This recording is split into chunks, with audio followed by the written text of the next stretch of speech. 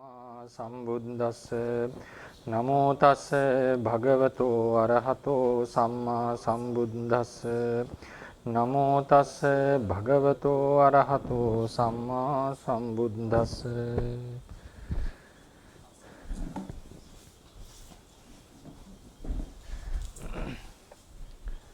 ගෞරවනීය ස්වාමීන් වහන්සේලා වරක් ප්‍රමුඛ මහා සංඝරත්නයේ අවසරයි.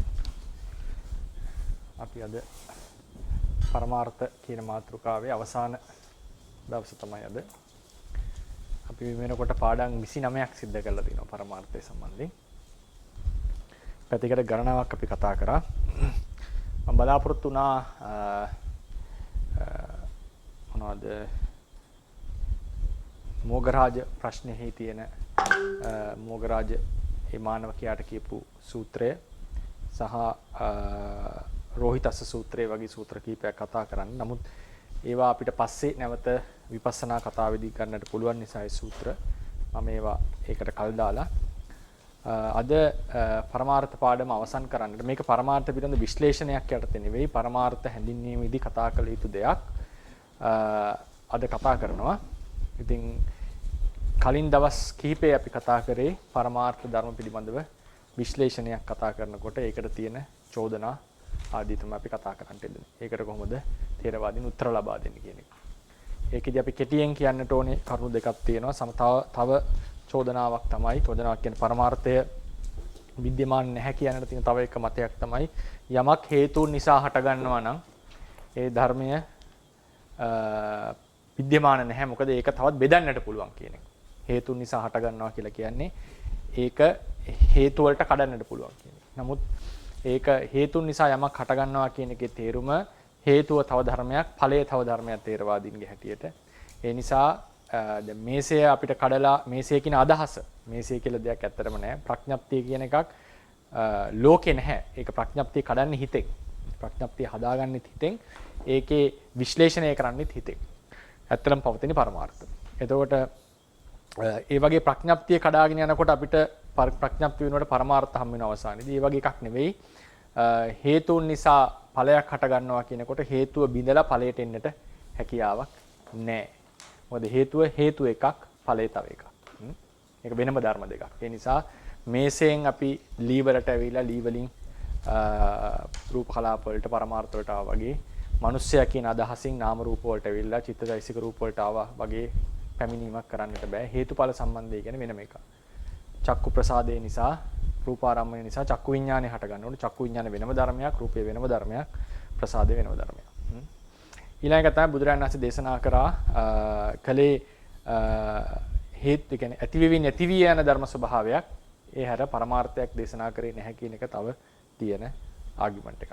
ඒකේ හැටියට කියන්නට තියෙන්නේ ඇති වෙලා නැති වෙන බව ඇත්ත. නමුත් ඒ ඇති වෙලා නැති වෙන මොහොතේ ඒකේ විද්‍යමානත්වයක් ගැන තමයි ථේරවාදීන් කතා කරන්නේ. ෂණික විද්‍යමානත්වයක් ගැන. ඉතින් අපි ඒවා පිටින් පිට බොහෝ තැන්වල කතා කරපු නිසා වෙනම මාතෘකාවක් ලෙස ගන්න නැතුව ඒවා මම හිතනවා දැන් පැහැදිලි වෙලා ඇති කියලා මේ පාඩමට සම්බන්ධ වෙච්ච පිරිසට. ඉතින් ඒ නිසා ඒකෙදි අපි පරමාර්ථය ඉගෙන ගන්නකොට සාමාන්‍යයෙන් අද අවධානය නොදෙන නමුත් අනිවාර්යෙන් අවධානය දිය යුතු යයි මම සලකන පැතිකඩක් ගැන කතා කරන්නේ. ඒක පරමාර්ථ මාතෘකාවට දෙන්නට ඕනේ. දැන් අපි ඉගෙන ගන්නකොට ථේරවාද සම්ප්‍රදාය විශේෂයෙන් ථේරවාදී අභිධර්මය. ඒක සූත්‍ර වලටත් වළංගුයි. ථේරවාදී සම්ප්‍රදාය ඉගෙන ගන්නකොට අපි ධර්ම ටිකක් ඉගෙන ගන්නවා. පරමාර්ථ ධර්ම. පරමාර්ථ ධර්මියෝ එකිනෙකට වෙනස් කියලා අපි කිව්වා. එකිනෙකට වෙනස් ධර්ම. පරමාර්ථ ධර්මයක් එකිනෙකට වෙනස් වෙන්නට ප්‍රධාන ලක්ෂණ ප්‍රධාන ක්‍රම දෙකක් තියෙනවා. ස්වභාව ලක්ෂණයෙන් යමක් වෙනස් නම් ඒක යම් ධර්ම දෙකක් වෙනස් නම් ඒ දෙකක්. ස්වභාව ලක්ෂණ දෙකක් කියන්නේ පරමාර්ථ දෙකක්. ඊට පස්සේ එකම ස්වභාව ලක්ෂණේ තිබුණත් වෙනස් ඉපදීම් තියෙනවා නම් ඒකත් වෙනම ධර්ම ලෙස අපි කතා කරා. වෙනස් ඉපදීම් තියෙනවා නම් ඒකත් වෙනම ධර්ම ලෙස අපි කතා කරා. ඉතින් ඒ නිසා අපි සාමාන්‍යයෙන් ඉගෙන ගන්නකොට චිත්තය, චෛතසිකය, රූපය ආදී ධර්ම සම්බන්ධයෙන් අපි වෙනම කතා කරනවා. ෂණ මාත්‍ර ධර්ම සම්බන්ධයෙන්. ඉතින් ඒ ෂණ මාත්‍ර ධර්ම ලෙස අපි ඉගෙන ගන්න. වෙනම ධර්ම ලෙස අපි ඉගෙන ගන්න. නමුත් ථේරවාද සම්ප්‍රදාය පැහැදිලිවම කියනවා වෙනම ධර්ම ලෙස ඉගෙන ගැනීම එකක් ඒකත්වයකින් ඉගෙන ගැනීම තව එකක්. ඔය ඒකත්වයේ කියන එක ගොඩාක් වෙලාවට අපි මග හරිනවා. අපිට මගේ හැරෙනවා. ඒකත්ව භාවය. ඒකත්වයක් කියලා කියන්නේ ධර්ම ගොඩක් එකක් ලෙස සැලකිය යුතු තැන් තියෙනවා. ධර්ම ගොඩක් එකක් ලෙස සැලකිය යුතු තැන්. ඒවා එකක් ලෙස සලකන්නේ නැතුව හුදු වෙන වෙනම ධර්ම ලෙස විස්තර කරන්නට ගියොත් විස්තර කළ නොහැකි සහ ශාසනයේ තියෙන වැදගත් මාතෘකා අපිට මග හැරියන්නට පුළුවන්. සමහර දේවල් විස්තර කරන්න නොහැකි වෙන්නට පුළුවන්. ඒ නිසා විශේෂයෙන් අපි හිතමුකෝ දැන් අපි කතා කරන්නේ මේ අද මේ අපි මේ පාඩේ කියන්නේ අපි මේ වැඩසටහනේ කතා කරන්නේ අභිධර්මයේ කියලා එකක් නෙවෙයිනේ. අපි කතා කරන්නේ ථේරවාදයේ තියෙන මූලධර්ම. ඒ නිසා තමයි මම මේක මේ අභිධර්ම පාඩමක් ලෙස නම් නොකර ථේරවාදයේ මූලධර්ම ලෙස කතා කරේ. අපි සූත්‍රයෙන් කතා කරනවා, අභිධර්මයෙන් කතා කරනවා, අටුවාවෙන් කතා කරනවා. මේ හැම තැනකින්ම ථේරවාදයේ කියන මුළු කුලකයේ තියෙන මූලධර්මය අපි කතා කරන්නේ. අභිධර්මයේ විශේෂ තැනක් ලැබෙනවා ඒකෙදි.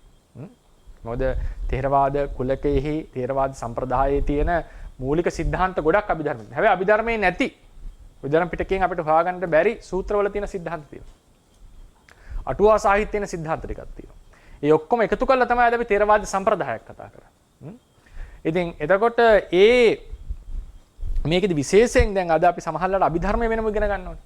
අභිධර්මයේ කියන එක අපි සූත්‍ර වෙනම ඉගෙන ගන්නවා, අභිධර්ම වෙනම ඉගෙන ගන්නවා. ඒක අවශ්‍යයි. ඒ වෙන වෙනම මේ විෂයන් ඉගෙන ගත යුතුයි. ඒ ඉගෙන ගන්නකොට විශේෂයෙන් අපිට මගහැරෙන දෙයක් තමයි මේ ඒකත්වය කියන එක. අපි වෙන වෙනම ධර්ම තමයි ගොඩක් වෙලාවට ඉගෙන ගන්න. ඒක විදර්ශනාවටත් වැදගත්. ඔය වෙන වෙනම ඉගෙන ගන්න. වෙන වෙනම ඉගෙන ගන්නකොට තමයි පුද්ගල සංඥා බිඳෙන්නේ. එක්කෙනෙක් නෙවෙයි, එක දෙයක් නෙවෙයි මෙතන. ධර්ම ගොඩක එකතුවක්. ස්කන්ධ සමූහයක් කියන එකේම තියෙන නානත්වය තමයි. ඒක ඝන සංඥා බිඳින්නට, පුද්ගල සංඥා බිඳින්නට වැදගත්. හැබැයි මේ කතාව තේරුම් ගන්නට හරියට මේ process එක තේරෙන. ඒ තේරුම් ගැනීම අවශ්‍යයි විපස්සනාවට. මේ ගැඹුරින් තේරුම් නොගෙන යන්නට අමාරුයි. ඉතින් ඒ තේරුම් ගැනීම සඳහා ඒකත්වය කියන එකත් ඉතාම වැදගත්. මොකද්ද ඒකත්වය සහ නානත්වය කියන එක අපි කතා කරනවා.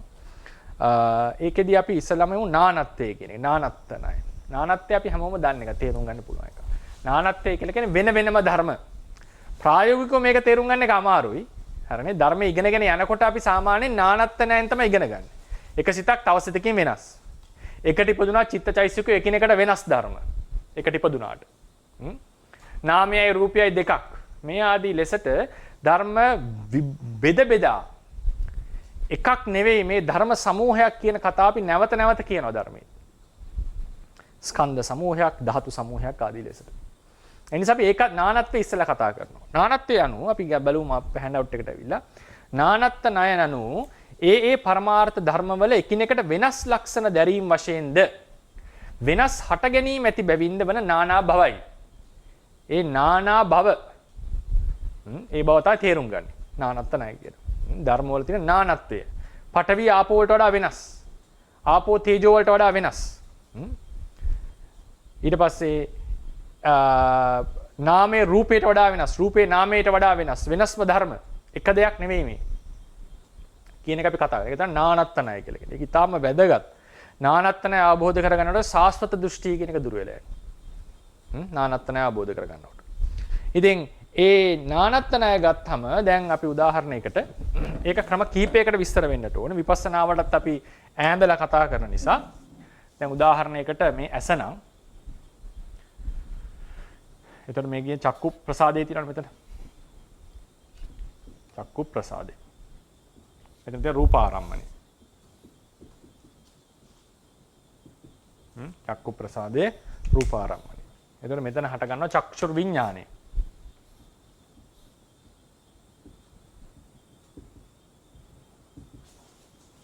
මේ ධර්ම එකිනෙකට වෙනස්. එකට හටගත්තත්, එක තැන තිබුණත්, එකම පුද්ගලයෙක් දකින්නවා කියලා අපිට හිතුණත්, මම දකින්නවා කියලා අපි හිතාගත්තත් මේ ධර්ම එකිනෙකට වෙනස් ලක්ෂණ ඇති ධර්ම. මෙතන තියෙන රුප්පණ වෙන ධර්මයක් චක්කු ප්‍රසාදය කියලා කියනවා. ඒක රූපයට සංවේදී ධර්මයක්. රූපය කියන්නේ චක්කුවට සංවේදී ධර්මයක්. වර්ණ රූපේ. චක්කු ප්‍රසාදය කියන්නේ ආරම්මන විඥානන ලක්ෂණයෙන් යුක්ත ධර්මයක්. අරමුණු දැන ගැනීමට හැකි ධර්මයක්. රූපේ අනාරම්මනයි. අනාරම්මනයි කියන එකේ තේරුම රූපේ අරමුණු කරන්න බෑ කියන එක නෙවෙයි. රූපං අනාරම්මනං කියලා කියන්නේ රූපයට අරමුණු ගන්න බෑ කියන එක. නිවනත් අනාරම්මනයි. නිවන අනාරම්මනයි කියන්නේ නිවන අරමුණු කරන්න බෑ කියන එක නෙවෙයි. නිර්වාණය අරමුණු ගන්න භවෙන් තොරයි. රූපේ අනාරම්මනයි කියන එක අනිත් පැත්තට ගත්තොත් එහෙම රූපේ අරමුණු කරන්න බෑ කියලා අර්ථයක් ගන්නට පුළුවන්. ඒක සම්පූර්ණයෙන් තේරවාදයට පටහැනි අදහස්. චිත්තචෛසික සාරම්මනයි. සාරම්මන කියලා කියන්නේ අරමුණු සහිතයි අරමුණු ගන්නවා. රූපේ නිර්වාණය අනාරම්මනයි. අනාරම්මන කියන්නේ රූපයට සහ නිවනට අරමුණු ගැනීමේ හැකියාවක් නෑ. රූපේ සහ නිවනට අරමුණු නෑ. එයා අරමුණු ගන්නෙ නෑ. ඒක සම්පූර්ණ ධර්ම දෙකක්. රූපේ සහ නාමය කියනකොට ලක්ෂණ දෙකක් තියෙනවා. එතකොට චක්කු විඥානයේ ආරම්මන ගන්න බවක් තියෙනවා. රූපේ එහෙම එකක් නැහැ. මොන රූපයකවත් නැහැ. ඒතකොට මේ විදිහට එකිනෙකට වෙනස් ලක්ෂණ මේ කට්ටිය පෙන්눔 කරනවා. වෙනස් ලක්ෂණ. ඒ තමයි නානත්වය. නාම රූප දෙකේ නානත්වය අතිශයින්ම වැදගත් තේරුම් ගන්නට ditthi visuddhiය සම්පාදනය කරනවා. නාමයයි රූපයයි දෙක කඩා ගන්න නැතුව ඉදිරි ගමනක් නැහැ තේරවාදී විපස්සනාවේ. නාමයයි රූපයයි කැඩෙන්නට ඕනේ, වෙන් වෙන්නට ඕනේ. වෙන් වෙනවා කියලා කියන්නේ වෙනස් කරලා තේරුම් ගන්නට ඕනේ. හරියට කියන එකට බැඳිච්ච තල්ගස් දෙකට පලන්න වගේ මේක පැහැදිලි වෙන්නට ඕනේ. මේ නාමය මේ රූපය කියලා. නාමය කියන්නේ අපි සෝදුවේ කියනවා සිත කියලා. චිත්තචෛසික ධර්ම සමූහය. ඒක එක එක චෛසිකයක් ගන්න ඇහිඳින්නට අවශ්‍ය නැහැ. නාමයයි රූපයයි දෙකයි කියලා බෙදිච්ච ගමන්ම නාම රූප පරිච්ඡේදය වුණා. නාම රූප පරිච්ඡේදය වුණ පමණින් නාම රූප වවත්තහණය වුණේ නැහැ. නැවත නැවත නාම රූපය බලාගෙන යනකොට නාම රූප වවත්තහණය සිද්ධ වෙනවා. ඒක ස්ථිර වෙනවා දැනුම. අවබෝධය. අවබෝධයක් එතන තියෙනවා. ඒ නාම රූප වවත්තහණය තරුණ අවස්ථාව ප්‍රබල අවස්ථාව කියලා. සාමාන්‍ය නාම රූප බලාගෙන යනකොට ස්ථිර නාම රූප දෙකක් තියෙන සත්‍යයක් නැහැ කියලා අවබෝධයක් වෙනවා. ඒක තමයි මූලික පදනම. ඒක ස්ථිර වෙන්නට නම් සූත්‍ර අනුසාරයෙන් උපමානුසාරයෙන් නැවත මෙනෙහි කරන්නට ඕන. ඒතකොට තමයි ප්‍රබල නාම රූප අවත්තහණය සිද්ධ වෙන්නේ. ඔය ditthi visuddhiයේ තියෙන අවස්ථාව. ඊට සියල්ලට කලින් තියෙන නාම රූප පරිග්‍රහය. රූප පරිග්‍රහය, නාම පරිග්‍රහය, නාම රූප පරිග්‍රහය, නාම රූප පරිච්ඡේදය, නාම රූප අවත්තහණය, තරුණ අවත්තහණය, ප්‍රබල අවත්තහණය. ඔය තමයි ditthi visuddhiයේ තියෙන අවස්ථාව. ඒතකොට ඒකට ඊටාම් වැදගත් වෙන දෙයක් තමයි මේ නානත්ත ණය යටතේ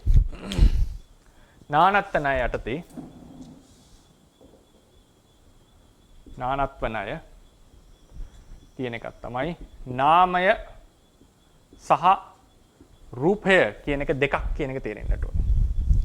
වෙනම ලක්ෂණ තියෙනවා. නාමය සහ රූපය දෙකක්. එකිනෙකට විප්‍රයුක්තයි කියන එක. ඊළඟට තියෙනවා ඒක බලන්න නානත්ව ණය යටතේ B එකම సంతානයක නාම රූපේ නාම ධර්මය සහ රූප ධර්මය එකිනෙකට වෙනස්. දැන් බහු సంతානවල නම් ප්‍රශ්නයක් නැහැ. දැන් මේ මේසෙයි මමයි මෙතන තියෙන సంతානයේ දෙකක් කියන එක පැහැදිලි හැමෝටම.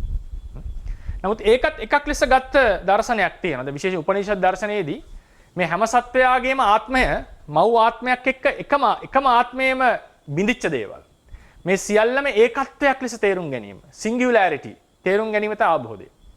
ඒ කියන්නේ අපි අතර බෙදීමක් නේ. අපි සියලු දෙනාම එකම මව් ආත්මයෙන් ආපු දේවල් කියන එක තේරුම් ගෙන තමයි එතන තියෙන අවබෝධය. ඒ නිසා සමහර දර්ශනවලදී තේරවාදයේ සමහර දර්ශන එක්ක සංසන්දනය කරනකොට බාහිර වස්තු දෙකක තියෙන ධර්මියොත් නානයි කියන එක පැහැදිලි කරන්නට වෙනවා සමහර හිත්වලට. අර වගේ දර්ශනයක් තිබුණොත් නෑ දෙකම එකයි කියන හිතෙන්නට පුළුවන්. මොකද හේතුව දැන් ඒක එක්තරා සාධාරණ බවක් තියෙනවා. දැන් මෙතනක් තියෙන්නේ පටවි මෙතනක් තියෙන්නේ පටවි නම් මේ ඔක්කොම පටවිනේ ඔක්කොම එකයිනේ කියලා අදහසක් එන්නට පුළුවන්. මෙතනක් තියෙන හිතක් අතනක් තියෙන හිතක්. නමුත් තේරවාදීන්ගේ හැටියට ඒක පරමාර්ථ දෙකක්.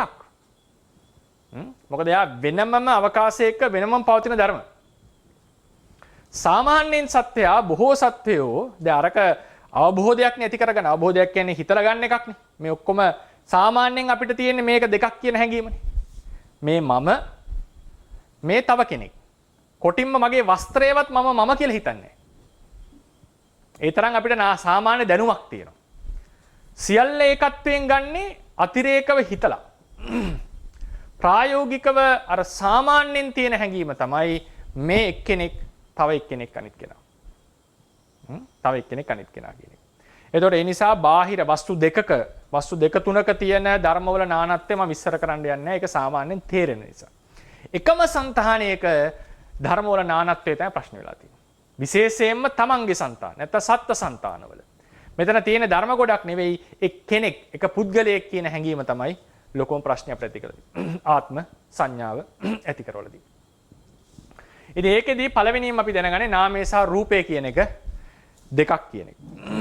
ඊට පස්සේ එකම సంతානයක ඇති වුණත් නාමය දැන් අපි හිතමුකෝ නාම ඇති වෙනවා. නාම ධර්මය. උදාහරණයකට අපි කියමු සිත. එක සිතක් ඇති වෙලා තව සිත. ඒක කියන්නේ චිත්තුප්පාදයක් කියන්නේ අපි කියව හැමතිස්සෙම ධර්මයෝ තියෙන කලාප වශයෙන්. නාම කලාප, රූප කලාප. තනි තනිව පවතින ධර්ම නැහැ. ඒ නිවන විතරයි. නාම කලාපයක්කම චිත්තචෛසික ධර්ම පුංජයක්, සමූහයක්. රූප කලාපයක්කම රූප සමූහයක්. මෙහෙම තමයි ලෝකේ පවතින්නේ. ලෝකේ ප්‍රායෝගිකව තේරවාදයේ හැටියට පවතින්නේ ධර්ම පුංජ, ධර්ම ගොඩවල්. ඉපදෙනවා බිඳිනවා, ඉපදෙනවා බිඳිනවා. ඒතර මේ ධර්ම පුංජයක එක පුංජයක එක වගේ ධර්ම එකයි තියෙන්නේ. එක නාම චිත්තුප්පාදයක නාම දෙකක් නැහැ. සිත් දෙකක් නැහැ. sorry. එක රූප කලාපයක පටවි දෙකක් නැහැ. ඒක ඔක්කොම එකක් ලෙස ගන්න. ඒකේ එතන තියෙන ඒකත්වයක්. අපි ඒක පස්සේ එනවා ඒකට. ඒ කලාපයක. ඉතින් ඒ නානා කලාපවල තියෙන ධර්මයෝ සමාන ලක්ෂණ තියෙන ධර්ම තියෙනවා. චිත්තුප්පාද දෙකක සිත් දෙකක ලක්ෂණ සමානයි. ආරම්මන විඥාන ලක්ෂණේ තියෙන. රූප කලාප දෙකෙන් පටවියේ තියෙන්නේ තද ගතියක්. එතකොට රූප සන්තතිය එකයි නාම සන්තතිය එකයි. ඒකෙත් දැන් අපි හිතමු මේකේ පටවි කියලා. මේ සිත මේ කලාපයක් ලෙස හිතාගන්න. ඒ වෙනස් වෙනස් කලාපවල තියෙන සමාන ලක්ෂණ සහිත ධර්ම ගැන මම කතා කරන්නේ. නාමයයි රූපයයි එකිනෙකට වෙනස් කියලා කිව්වනේ. වෙනස්ම ලක්ෂණ තියෙන. නාම සමූහයකත් වෙන වෙන නාම චිත්තුප්පාද ගෲප් දෙකක සිත් දෙකක් තියෙනවා. ඒ සිත් දෙකේම ලක්ෂණේ ආරම්මන විඥානනේ. අපේ సంతානේ උනා. හැබැයි මේ දෙක ධර්ම දෙකක්. ඇයි ඒ නානා ඉපැත්මවල දෙකක්. ඉපදීම් දෙකක් තියෙනවා. මෙයාට තියෙන එක ඉපදීමක්, මෙයාට තියෙන තව ඉපදීමක්. එකිනෙකට පසුපසු. රූප ගත්තොත් එහෙම එකිනෙකට පෙරපසු වෙලා ඉපදීම් තියෙනවා. එකම වෙලාවෙත් උපදින රූප තියෙන එක సంతානයක හැබැයි වෙනස් ස්ථානවල. අවකාශ වශයෙන් හෝ කාල වශයෙන් වෙනස් ඉපදීම් ඇති නිසා ධර්මයෝ නානා බවට පත් වෙනවා.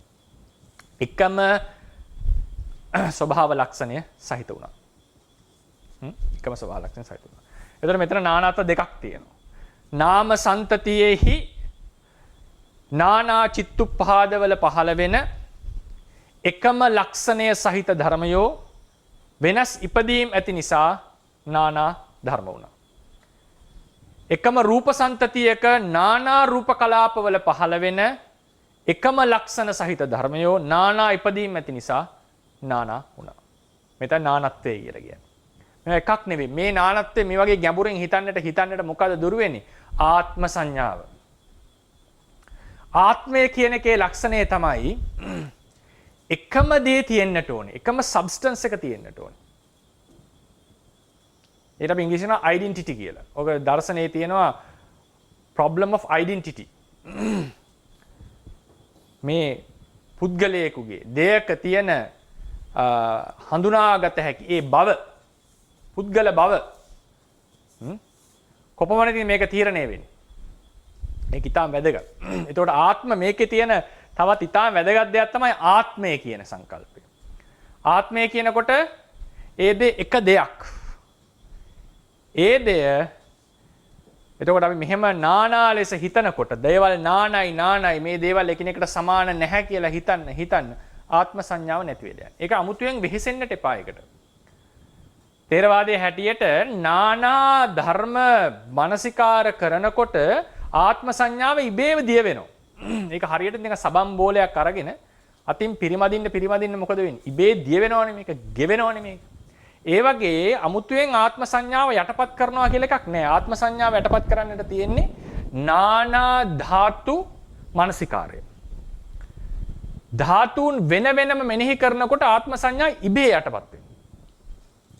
චක්ෂු, සෝත, ගාන, જીවහා, කාය, රූප, සද්ද, ගන්ධ, රස, පොට්ටබ්බ, චක්කු විඤ්ඤාණ, සෝත විඤ්ඤාණ, ගාන විඤ්ඤාණ, જીවහා විඤ්ඤාණ, කාය විඤ්ඤාණ, මනෝ ධාතු, මනෝ විඤ්ඤාණ ධාතු ආදී ලෙසට ධම්ම ධාතු ආදී ලෙසට මෙනෙහි කරනකොට තමන්ට කැමැති පරිද්දෙන් ස්කන්ධ වශයෙන් වේවා, ආයතන වශයෙන් වේවා, ධාතු වශයෙන් වේවා, සත්‍ය වශයෙන් වේවා, ඉන්ද්‍රිය වශයෙන් වේවා, නාම රූප වශයෙන් වේවා, ආහාර වශයෙන් වේවා, කවර ක්‍රමයකට හරි මේක නැවත මනසිකාර කරගෙන යනකොට ඉබේම ආත්ම සංඥාව යටපත් වෙනවා. හරියට ධර්මිය මෙනෙහි කරා. එකපාර ඔක්කොම මෙනෙහි කරන්න බෑ. එකපාර එක ධර්මයක් මෙනෙහි කරන්න පුළුවන්. එක ධර්මයක් මෙනෙහි කරන අනිත් ධර්ම මෙනෙහි කරනවා. මෙහෙම යනකොට මෙතන පුද්ගලයෙක් නැහැ කියන එක හිතට දැනෙන්නට පටන් ගන්නවා ඉබේ.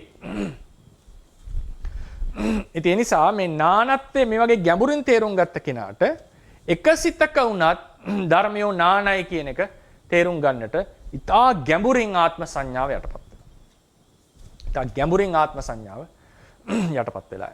ඒ නිසා මෙතන නානත්ව තුනක් දැන් කතා කරා. නාම රූප වෙන වෙනයි ඒ වෙන වෙනම චිත්තුප්පාදවල සහ රූප කලාපවල තියෙන සමාන ලක්ෂණ සහිත ධර්මයෝ නානයි කියලා කතා. ඊළඟට අපි එක චිත්තුප්පාදයක හෝ එක රූප කලාපයක අපි නාම පරම්පරාව කියලා. නාම කලාප රූප කලාප. මේ නාම කලාපයේ තියෙනවා සිත, වේදනාව, සංඥාව ආදී ධර්ම. මේ රූප කලාපයේ තියෙනවා මොනවද? පඨවි, ආපෝ, තේජෝ ආදී වූ ධර්ම. එතකොට එක චිත්තුප්පාදයක තියෙන ධර්ම එකට තිබුණත් ඒවා වල ලක්ෂණ එකිනෙකට වෙනස්. ඒවා කරන ආවේනික කෘත්‍ය වෙනස්. සිතේ කෘත්‍ය ආරම්මන විජා අරමුණ දැන ගැනීම. අනිත් අරමුණු වෙන්කොට දැන ගැනීම තමයි විශේෂ ඥානනය කියලා කියන්නේ. වේදනාව කියලා කියන්නේ ආරම්මනේ රස විඳීම. සංඥාව කියන ආරම්මනේ හැඳින ගැනීම. එතකොට මේ වෙන වෙනම ධර්ම එකට තිබුණත් වෙන වෙනම ධර්ම. රූප කලාපේ පටවිය කියන්නේ තද ගතිය. ආ කරන්නේ ධර්ම ප්‍රතිෂ්ඨාවක් වීම. ආපෝ කියලා කියන ආබන්ධන ගතිය. අනිත් ධර්මයෝ බැඳලා තියෙන එක. තේජෝ කියලා කියන්නේ උෂ්ණ ගතිය. අනිත් ධර්මයන් පැසවන කෘත්‍ය.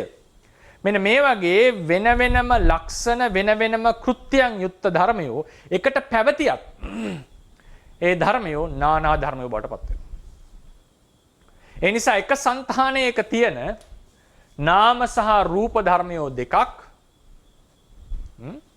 එකම సంతානයක කලාපවල වෙන වෙන කලාපවල තිබුණොත් සමාන ලක්ෂණ පෙන්වන ධර්ම ඒවත් එකිනෙකට වෙනස්. ඒක නාම රූප වෙන්න පුළුවන්.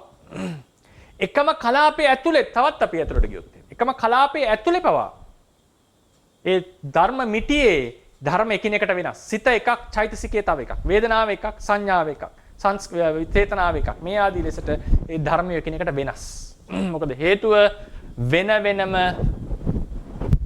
ලක්ෂණ සහ කෘත්‍ය උන්ට ඇති නිසා. මේ තමයි නානත්ව පහ අපිට හම්බ වෙන්නේ. නාම රූප වශයෙන් නානත්වයේ තියෙනවා. නාම సంతානයේ ඇතුලේ නානා කලාපවල නානා චිත්තුප්පාදවල හැබැයි සමාන ලක්ෂණ පෙන්වුම් කරන ධර්ම නානා වෙනවා. රූප කලාපවල නානා රූප කලාපවල සමාන ලක්ෂණ පෙන්වුම් කරන ධර්මයෝ නානා වෙනවා. එකම නාම කලාපයේ ඇතුලේ නානා ලක්ෂණ පෙන්වුම් කරන ධර්ම තියෙනවා. ඒවත් නානා වෙනවා. එකම රූප කලාපයේ ඇතුලේ නානා ලක්ෂණ පෙන්වුම් කරන ධර්ම තියෙනවා. ඒවා නානා වෙනවා. මේ තමයි නානත්ත ණය කියලා කියන්නේ. මේවල නානත්තේ තේරුම් ගන්න පුළුවන් කියලා කියන්නේ අපිට නානත්ත ණය වැටෙනවා. සාමාන්‍යයෙන් අපි කරන්නේ මේ ටික තමයි ඉගෙන ගන්න. අපි ධර්ම ඉගෙන ගන්නකොට. ඒක හරි, ඒක වැරදි නෙවෙයි. නමුත් අපි ටිකක් මග හරින කොටසක් තියෙනවා. ඒ කියන්නේ අපි කියලා මම අදහස් කරේ සාමාන්‍යයෙන් අද ඒ ඉගෙන ගන්න ක්‍රමේදී මග හැරෙන කොටසක්. නමුත් ඒකේ මග හැරෙනවා කියලා කියන්නේ ආචාර්යවරුන් ඒක මග හැරියාවත් අටුවාචාර්යන් වහන්සේලා දැනගෙන හිටින්නේ නැහැ කියන එකත් නෙවෙයි. අද මේ කාලේ අපි වැඩි කතා කරන්නේ. නමුත් මේවා ධර්මයේ තියෙන කතා. ඒකත්වය. ඒකත්වයට ආපමණින් ආත්මයට පැමිණෙන්නේ නැහැ. ඒක ඉස්සර මතක තියාගන්නට ඕන. මේ ඒකත්වය නිසා සමහර කට්ටියක් පුද්ගලවාදීත්වය ඇති කරගත්තා. ඒකට පුද්ගලවාදීන් කියලා කිව්වා. ඔය කතාවස්තුවේ පළවෙනි මාතෘකාව. අත්ති පුද්ගලෝ නේ සච්චිකට්ඨ පරමත්තේන. පරමාර්ථ වශයෙන් පුද්ගලයෙක් ලැබෙයිද? මේක ප්‍රධානම දෙයක්. ඒකට සාධාරණ හේතුවක් තියෙනවා ඇත්තටම. මොකද මේ ඒකත්වය කියන එක අපේ ධර්මයේ තියෙන එක. දැන් මේ ඒකත්වය කතා කරනකොට තේරෙයි මේක අපි ඉදිරියේදී හේතුඵල සම්බන්ධයේදී නැවත කතා කරන්න වෙනවා. නමුත් මේ පරමාර්ථ කතාවට ගත්තේ මේ ඒකත්වය ගැන පොඩි හැඳින්වීමක් කළ යුතුයි ඉදිරි පාඩම් වලට. ඒකත්වය කියලා කියන්නේ ධර්ම సంతානයක් හෝ ධර්ම සමූහයක් එකක් ලෙසත් සැලකිය යුතුයි. වෙන වෙනම ධර්ම ලෙසම කතා කරලා කතාව අවසන් කරන්න බෑ. ඕක සාමාන්‍යයෙන් ඔය මේ විද්‍යාත්මක විෂයන් වලක් තියෙනවා. සාමාන්‍යයෙන් අපි හිතමුකෝ ඉලෙක්ට්‍රෝන, ප්‍රෝටෝන, නියුට්‍රෝන කියන මට්ටමට ආවොත් ප්‍රෝටෝනේ තව කැඩෙනවා ක්වාක්ස් කියන එකට. නියුට්‍රෝනත් එහෙමයි. නමුත් අපි හිතමුකෝ ඉලෙක්ට්‍රෝන, ප්‍රෝටෝන, නියුට්‍රෝන කියන මට්ටමින් අපි යමු. මේ තියෙන්නේ පරමාණුවේ තියෙන මූලික පදාර්ථ අංග. හැබැයි ඒවා එකතු වෙලා තියෙනකොට පරමාණුවක් ලෙස පවතිනකොට ඒ කට්ටිය විශේෂ ලක්ෂණ පෙන්වුම් කරනවා. හැබැයි පරමාණු දෙකක් එකතු වෙලා පරමාණු කියන මූලද්‍රව්‍යයක්. මූලද්‍රව්‍යයේ ලක්ෂණ නැහැ ඉලෙක්ට්‍රෝන, ප්‍රෝටෝන වෙනම ගත්තොත්. ඒවල වෙන්නේ ලක්ෂණ පෙන්වුම් කරන්නේ නැහැ. මූලද්‍රව්‍යයේ ලක්ෂණ නැති වෙනවා ඒ කට්ටිය ගාවට ගියා. මූලද්‍රව්‍ය දෙකක් එකතු වුණාම එන සංයෝගය මූලද්‍රව්‍යයට වඩා සම්පූර්ණ වෙනස් ලක්ෂණ පෙන්වුම් කරනවා.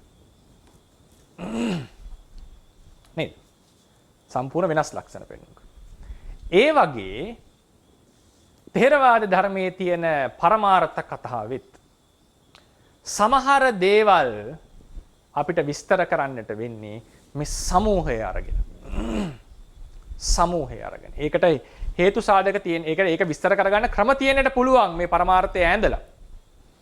ඒක කෙතෙක් දුරට පුළුවන්ද බැරිද කියන එක අපි ඉදිරි පාඩම් වලදී තේරෙයි. දැන් උදාහරණයකට අර විද්‍යාව වුණත් කියනවා දැන් හයිඩ්‍රජන් සහ ඔක්සිජන් අණු දෙක එකතු වෙලා ජලය හැදෙනවා කියන එක හයිඩ්‍රජන් සහ ඔක්සිජන් කියන අවස්ථා මුල් අවස්ථා දෙකේදී විස්තර කරගන්න බෑ කියලා කියනවා. සමහරව දැන් කියනවා නෑ ඒකේ තියෙන කෝණ ආදිය බලලා ඒකේ තියෙන හැකියාවන් බලලා මෙහෙම බන්ධනයක් ඇතිවිය හැකි බව කලින්ම ප්‍රෙඩික්ට් කරන්න පුළුවන් කලින්ම විස්තර කරන්න පුළුවන් කියන පිරිසකුත් ඉන්නවා. ඒක තමයි බීක් ඉමර්ජන්ස් කියලා කියන්නේ. ඒ වගේ අපේ ධර්මයේ තියෙන සමහර දේවල් මේ ඒකත්ත ණයේ තියෙන දේවල් පරමාර්ථයේ අනුසාරයෙන් විස්තරයක් ගන්නට පුළුවන්. එහෙම කරන්න බැරි අවස්ථා තියෙන අමාරු අවස්ථා විශේෂයෙන් අපි ඉදිරියේදී කතාව තීරණ ගන්නවා කියන අවස්ථාවේදී ඒකට අපිට ලොකු ඒකත්වයක් ගන්නට වෙනවා. ඉතින් මේ කතා කරන්නේ දැන් පරමාර්ථ ධර්ම සමූහය පරමාර්ථ ධර්ම සන්තති අරගෙන එකක් ලෙස කතා කරන අවස්ථාව. ඒකට කියනවා ඒකත්ත ණය කියලා. ඒකත්ත ණය කියන මාතෘකාව අපිට හම්බ වෙනවා විභංග ප්‍රකරණ අටුවාවේ පටිච්චසමුප්පාදයේ විස්තර කරන තැන. එතන ඒකත්වයේ අරන් තියෙන්නේ මේ సంతානයක් විතරක් අරගෙන. సంతානයක් විතරක් අරගෙන. නමුත් ඒකේ අනු ටීකාවට ගියාම මේ సంతානය කියන එක විස්තර කරනවා ක්‍රම තුනකට.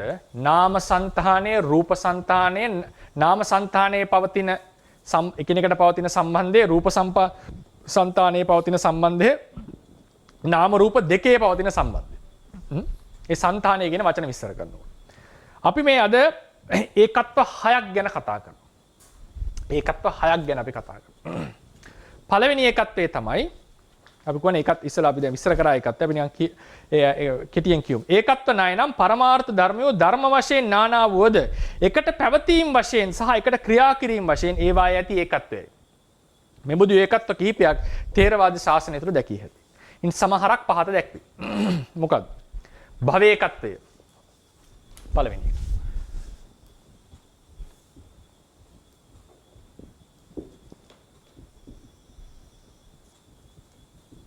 තා වැදගත් මේක. භවේකත්වය. නිවන විස්තර කරනකොට විදර්ශනාව විස්තර කරනකොට ඊටාම වැදගත් භවය කියන කතාව. භවයක් කියන එක හොඳ අර්ථකථනය කරන්නේ. භවයක් කියලා කියන්නේ යම් කිසි කර්මයක ප්‍රතිඵලයක්. පරමාර්ථ වශයෙන් ගත්තම යම් කිසි ජීවිතයක පහළ වෙන කර්මජ රූප සහ විපාක චිත්තචෛතසික ධර්මය තමයි භවය කියලා කියන්නේ. ලෞකික විපාක චිත්තචෛතසික ධර්ම සහ කර්මජ රූපය තමයි භවය වෙන්නේ. ලෞකික විපාක චිත්තචෛතසික කියපු ගමන් මෙතනින් කියවෙනවා ලෞකික කර්මයකින් උපන් දෙයක්. ලෞකික කර්මය කියන එක විස්තර කරන්නේ තෘෂ්ණා දෘෂ්ටිවල බලපෑමට ලක් වෙච්ච කර්මය කියන එක. ඔක දිගටම යනවා කතාව. ඒතර ඒකෙදි අපිට කෙලිම කෙලෙස් වලට ඇවිල්ලා කර්ම කිලේශ වට්ටේ, කර්ම වට්ටේ, විපාක වට්ටේ ඕකනේ යන්නේ. පටිච්චසමුප්පාදේ. භවය කියන එක ගන්නේ ලෞකික විපාක චිත්තචෛතසික ධර්ම සහ කර්මජ රූප. ලෞකික විපාක චිත්තචෛතසික ධර්ම. විපාකයක් කියන්නේ කර්මයක ප්‍රතිඵලය. කර්මජ රූප කියලා කියන්නේ කර්මයක ප්‍රතිඵලය. කර්මජ රූප වලට විපාක කියන්නේ නැහැ සාමාන්‍යයෙන්. අභිධර්ම ක්‍රමයේදී. පොදුවේ ඉතින් අපි ව්‍යවහාර කරනවා මේ ඔක්කොම ප්‍රතිඵල කර්ම විපාක කියලා. ඒතර කර්මජ රූප විපාක චිත්ත චෛසික කියන ඒවා තමයි භවය වන්නේ. එහෙනම් වෙන ක්‍රමයකට කියන්න පුළුවන් භවය යනු කර්මයේ ප්‍රතිඵලයක්. කර්මයේ ප්‍රතිඵලයක්. මේ භවයේ තියෙන මූලිකම ඉන්ධනය, මූලිකම භවයේ ගෙන යන ෆුවල් එක, ඉන්ධනය මොකද්ද? ප්‍රතිසන්දිදායක කර්මය. ප්‍රතිසන්දිදායක කර්ම. ඒකෙන් කියවෙන්නේ භවයක තියෙන සියලු කර්ම ප්‍රතිසන්දිදායක කර්මයෙන්ම විපාක දෙනවා කියලා. නානා කර්ම භවයක විපාක දෙනවා. නමුත් මේකේ තියෙන ප්‍රධානම දේ තමයි ප්‍රතිසන්දිදායක කර්මය. ප්‍රතිසන්දිදායක කර්මයෙන් තමයි පටිසන්ධිසිත, භවාංගසිත, අවසානයේ පහළ වෙන චුතිසිත, ඒ වගේම සමහර විපාකසිත, සමහර කර්මජ රූප මෙන්න මේ උපදවන්නේ ප්‍රතිසන්දිදායක කර්මය.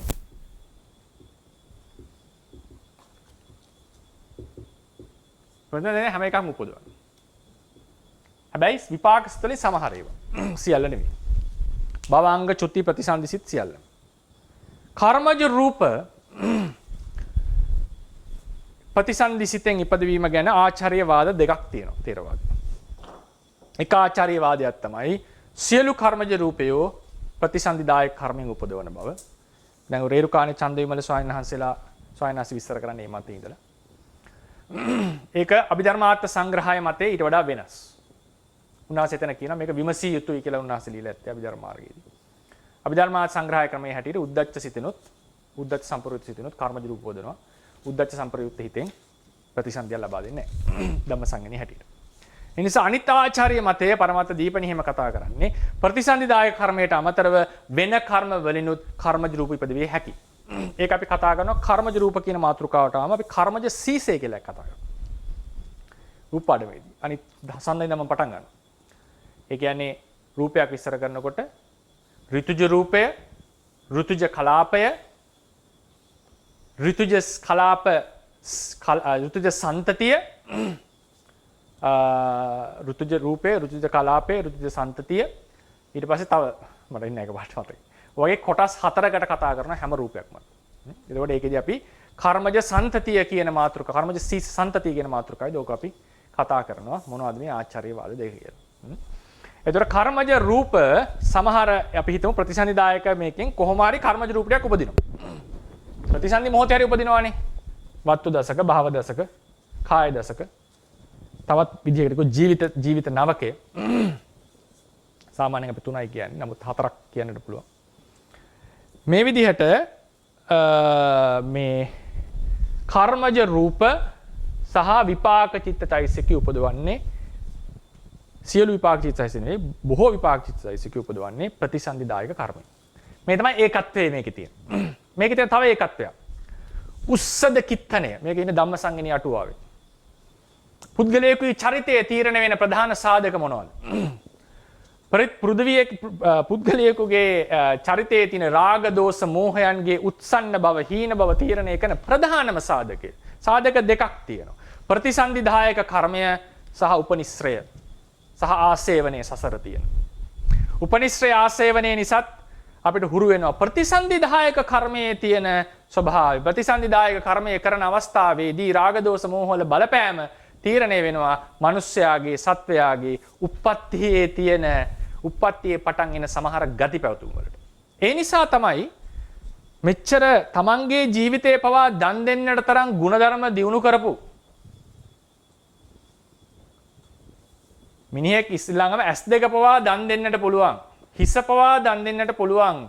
මහා බෝසතාණන් වහන්සේ කල්ප ගණන් පුරලා පාරමී පුරලා ඊටාම දියුණු මනසකටත් ඇවිල්ලා සමහර මනුස්සාත්ම භාවවලදී හොරෙක් වෙලා තියෙනවා. එක ජාතකෙ දෙන පල් හොරෙක්. මෙච්චර ගුණධර්ම පුරපු උත්තමයෙක් තමන්ගේ S2 පවා දෙන්නට පුළුවන් කෙනා අනිත් මිනිහාගේ දේ බලෙන් ගන්න කෙනෙක් බවට පත් වෙනවා. අටුවාවේ දෙනවා සාධක දෙකක්. එක සාධකයක් මම කියන්නම්. ප්‍රතිසන්දිදායක කර්මයේ තිබිච්ච දුර්වලත්වය බලපෑම. ප්‍රතිසන්දිදායක කර්මය කරපු අවස්ථාවේ තියෙනවා නම් රාග දෝෂ මෝහල බලපෑම අනුසේ මට්ටමේ ඒක බලපානවා ඒ කර්මයට ප්‍රතිසන්දි සිත ජනනය කරන්නේ කර්මයෙන් චරිත ලක්ෂණ හැදෙනවා ඒ ජීවිතයට අදාළව. ඒක මුළු ජීවිතේම බලපානවා. ලේසි නෑ ඒක අභිවරණ. බැහැ නෙවෙයි. ඒ නිසා සමහර වෙලාවට උන්වහන්සේ ගොඩාක් දරුණු අපරාධකාරයෙක් වෙලා උපනිශ්‍රේ සසර ආසේවනයේ තිබ්බ නිසා ඒවෙන් ගොඩේ පවස්ථා තියෙනවා. දැන් සමහර අවස්ථාවල නෑ. දැන් තේමීය කුමාරාත්ම භාවයට කලින් භවයේ මනුස්ස භවයේදී රජ කෙනෙක් වෙලා නේද අවුරුදු කීයක්ද රජකම් කරලා 80000ක්ද හොද නිරේ පැරසවගෙන ගියා. ඒ කියන්නේ හොඳ වෙලා නැහැ නේ. බේරෙන්න ගැලවෙන්න බැරි වෙලා උන්වහන්සේට. ඒ ඔක්කොම මම ප්‍රතිසන්දාය කර්මයටම ඇතුළත් කරන්නේ නැහැ. ඒක එක සාධකයක්. ඒකට තව හේතු සාධක තියෙනවා. මහා බෝසත් කෙනෙක් වුණත් කල්යාණ මිත්‍රයන්ගේ ඇසුර නොලැබීම නිසා ඒ සාධක නිසා අකුසල් වෙන්නට පුළුවන්. ඒකෙන් අපි ගන්නට තියෙන ආදර්ශය අපි ගැන කවර කතාවද කියන එක. ඉතින් මේක ඒකත්වයක්. ඒ ඇති වෙච්ච ප්‍රතිසන්දාය කර්මයේ බලපෑම මුළු භවයටම තියෙනවා. සමහර අපේ ගති පැවතුම් වලට සමහර ජීවිතයේ තියෙන ලිමිටේෂන්ස් දැන් ඔන්න අහේතුක ප්‍රතිසන්දියක් ගත්ත කෙනෙක් ද්විහේතුක ප්‍රතිසන්දියක් ගත්ත කෙනෙක්ට නේද ලබන්නට බෑ මාර්ගඵල ආදී. ඒ ප්‍රතිසන්දිදායක කර්මයේ තියෙන බලවත්කම ප්‍රතිසන්දිදායක කර්මයේ බලය අවසන් වුණාම අනිවාර්යෙන් සත්‍යය මියා යුතුයි. මියා යුතුමයි. නැවත ප්‍රතිසන්දියක් ගත යුත්තේ තවත් කර්මයකින්.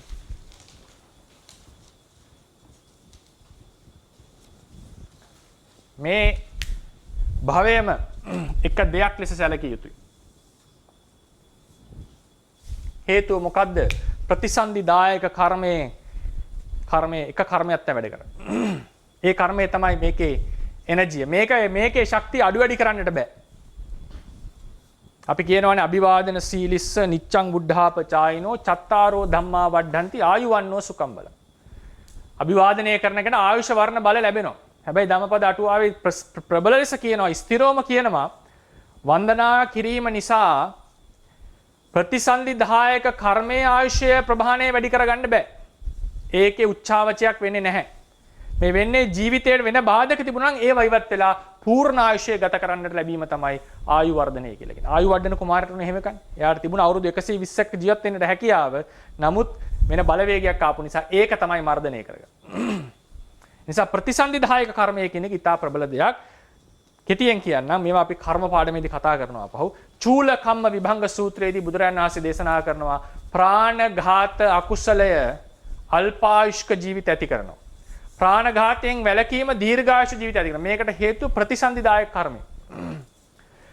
යම් කෙනෙක් ප්‍රාණඝාතයෙන් වැළකෙන්නේ නැතුව ප්‍රාණඝාත කරමින් කුසල කර්ම කරනවා. මහත් වූ කුසල කර්ම කරනවා. ප්‍රබල කුසල කර්මයක් කළා. බුදුවරේට අසදුස දාණය බඳු දානයක් දුන්නත් ප්‍රාණඝාතයේ නියැලෙන කෙනෙක් නම් ඒ දාණය මනුස්ස ලෝකයේ ප්‍රතිසන්දියක් දෙනකොට කවර හෝ භවයක සුගති ප්‍රතිසන්දියක් දෙනකොට ඒ ජීවිතේ ලබා ඒ කර්මය ලබා දෙන්නේ අල්පායුෂ්ක ප්‍රතිසන්දියක්. හේතුව ඒ කර්මය සිද්ධ කරේ ප්‍රාණඝාතයෙන් නොඇලකිච්ච సంతානයක. ප්‍රාණඝාතය කරන නිසා ඒ సంతානයේ යම් විකෘතියක් සිද්ධ වෙනවා. ඒ විකෘති වෙච්ච විකෘතියක් කියලා වෙනස්කමක් සිද්ධ වෙනවා. ඒ වෙනස් වෙච්ච సంతානයේ හටගන්න ප්‍රබල කුසලයක් බලහීන වීම නිසා ලබා දෙන්නේ අල්පායුෂ්ක ජීවිතයක්. ප්‍රාණඝාතයෙන් වැළකීච්ච సంతානයේ තියෙන වෙනම විකෘතියක් වෙනම ස්වභාවයක්. ඒකේ කරන උතා කුඩා කුසලයේ නමුත් ප්‍රතිසන්දියක් දෙනකොට දීර්ඝායුෂ ජීවිතයක් ලබා දෙනවා. මේක තමයි ථේරවාද නායකකම. මේක අපි විස්තර කරනවා උපපීලක උපස්තම්භක කියන කර්මයට. උපස්තම්භක වර්ග ගොඩක් තියෙනවා උපපීලක වර්ග ගොඩක් තියෙනවා. එකක් තමයි මේ సంతාණයෙන් ඇති වෙච්ච බලපෑම. එහෙනම් චූලකම්ම විභංග සූත්‍රයේ තියෙන දීර්ඝායුෂ්ක ජීවිත, අල්පායුෂ්ක ජීවිත, නිරෝගී ජීවිත, ඊට පස්සේ රෝගී ජීවිත ආදිය තීරණය කරන්නේ ප්‍රතිසන්දිදායක කර්මය අනුව. ඒ නිසා මේ භව ඒකත්වය කියන එක ඊටාම වැදගත්. මේ භවයේ එකක් කියන එකෙන් මම අදහස් කරේ මේ පහළ වෙන ධර්මයෝ නැහැ කියන එක නෙවෙයි. సంతානයක් පරම්පරාවක් වශයෙන් එකක්. ඊළඟට එනවා චිත්ත సంతාන ඒකත්වය.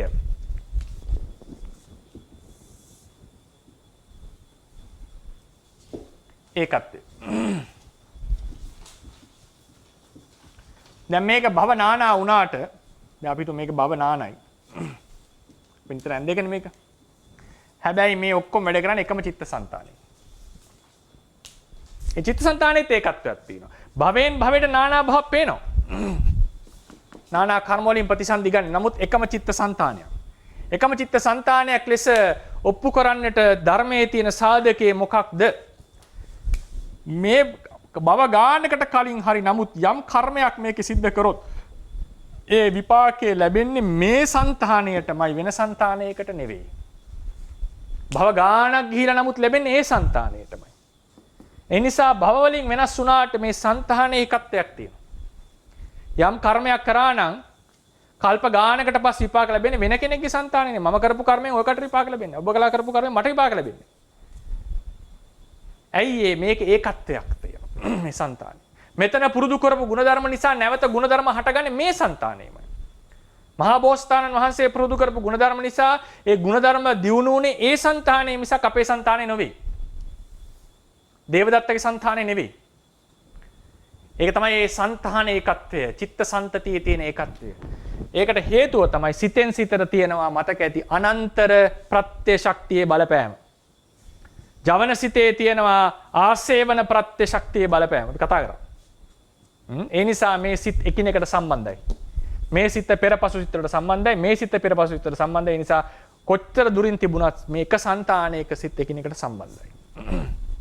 ඒ නිසා පරමත්ත දීපණිය කියනවා මේ අනන්තර ප්‍රත්‍ය ශක්තිය මහා විපහාරයි දිගටම පැතිරෙනවා. ඒ තමයි මේ ඔක්කොම එකම సంతානයක් වෙලා තියෙන්නේ. ඒ නිසා මහා බෝසතාණන් වහන්සේගේ අර චුල්ල කම්ම පිලෝතිකාපදානයේ තියෙන සමහර කර්ම විපාකයෝ සාරාංශකයේ කල්ප ලක්ෂයකට කලින් කරපු ඒවා. ඒවල විපාක හම්බෙලා තියෙනවා. ඒ නිසා මේකේ ඒකත්වයක් තියෙනවා. රූප සංතතියේ ඒකත්වය, රූප సంతානයේ ඒකත්වය.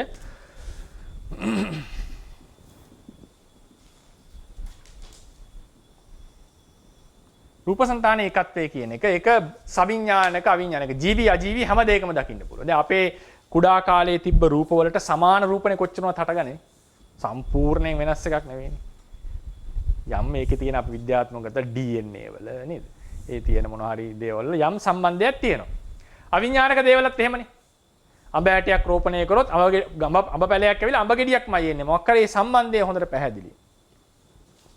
ඊට පස්සේ අපි ගත්තොත් හාල් වලින් බත් ගන්නවා. හාල් වෙනයි බත් වෙනයි. නමුත් හාල් අයිතිකාරයන්ට තමයි බත් ටිකත් අයිති. නේද? හේතුව ඒකත්වයේ තියෙන නිසා. අපේ රූප සියල්ලම වෙනස් වෙලා අපේ කයේ රූප සියල්ල වෙනස් වෙලා පොඩි කාලේ තිබ්බේ. නමුත් යම් සම්බන්ධයක් මේකේ තියෙනවා. ඒ නිසා තමයි පොඩි කාලේ මම යමක් අයිති කරගත්තා නම් ඒ දේ මට අයිති. ඒක නීතියනුත් වළංගුයි. නැත්නම් කවුරු ආගිය කරොත් දැන් කිසිදු සෛලයක් නැහැ නේ දැන් ඉදා තිබ්බනේ විද්‍යාවතරමකට. දී කාලේ තිබ්බ එකක් අයිති වෙන්න බෑ මේක වෙනම පුද්ගලයෙක් කියලා කිව්වොත්. නෑ මේක යම් පරම්පරා සම්බන්ධයක් තියෙනවා. ඒක සජීවි අජීවි වස්තු හැම එකෙම තියෙනවා. ඒ නිසා එතන ඒකත්වය පැහැදිලි. ඊළඟට තියෙනවා නාම රූප ඒකත්වය කියලා එකක්. නාම රූප ඒකත්වය අපි එකතැනකුත් කතා කරා. අර ප්‍රඥප්තිය කතා කරන අවස්ථාවේදී. මොකද්ද? දැන් ඔන්න අපේ තේරවාදයේ හැටියට සිත පවතින හදේ වස්තු ඇතුළේ. හැබැයි චිත්තද රූප හට ගන්නවා මුළු රූප කයෙම. කෙස්සග හට ගන්නවා, මේ කටිපතුලේ හට ගන්නවා, මේ අවකාශ වශයෙන් තැන්වල හට ගන්නවා. හැබැයි ඇයි එච්චර දුරින් හට ගන්නවා? ඇයි මේ සිත නිසා මේ මේසේ චිත්තද රූපයක් හට ගන්න නැත්තේ?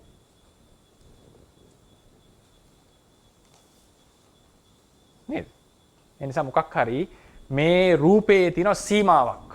නාම රූප දෙකේ තියෙනවා අන්‍යමඤ්ඤ සම්බන්ධයක්. එතන ඒකත්වයක් තියෙනවා. මම ගමනක් යන්න හිතනකොට වෙන කෙනෙක් ගියොත් කොහොමද වෙන්නේ? මම හිතනවා අත උස්සන්න වෙන කෙනෙක් ගිය අත තමයි ඉස්සෙන්නේ. ඒක වෙන්නේ නැහැ. මේ නාම රූප දෙක එකිනෙකට සම්බන්ධයි. එතන තියෙනවා ඒකත්වයක්. ඒ නිසා නාම රූප ඒකත්වය කියන එකත් වැදගත්. ඒක අපි දැනගන්නට මේක විස්තර කරනකොට වැදගත් වෙනවා අපිට සමහර ධර්ම විවරණවල. ඊළඟට කර්ම ඒකත්වය.